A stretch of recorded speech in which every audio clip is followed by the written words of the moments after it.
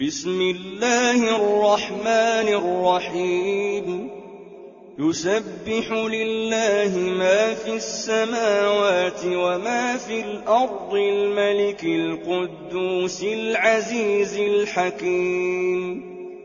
هو الذي بعث في الأميين رسولا منهم يتلو عليهم آياته ويزكيهم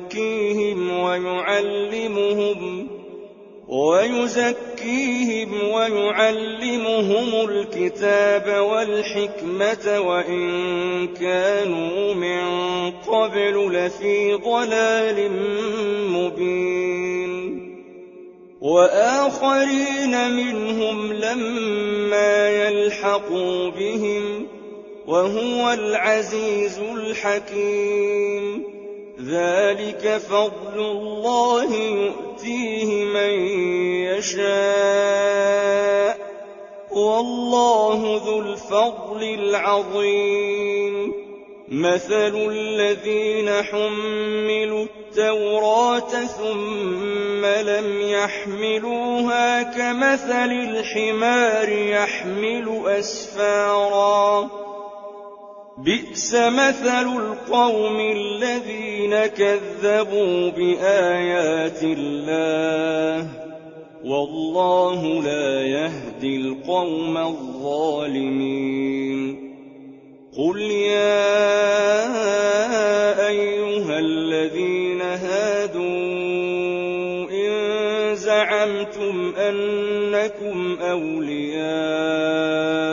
لله من دون الناس فتمنوا الموت إن كنتم صادقين ولا يتمنونه أبدا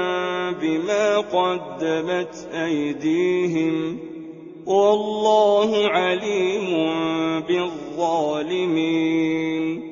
قل إن الموت الذي تفرون منه فإنه ملاقيكم ثم تردون إلى عالم الغيب والشهادة فينبئكم بما كنتم تعملون يا أيها الذين آمنوا إذا نودي للصلاة من يوم الجمعة فاسعوا إلى ذكر الله وذروا البيع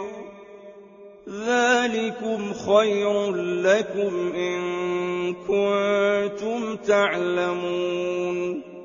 فإذا قضيت الصلاة فانتشروا في الأرض وابتغوا من فضل الله واذكروا الله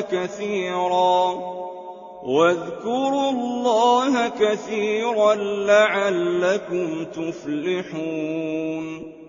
وإذا رأوا تجارة أو لهوا انفضوا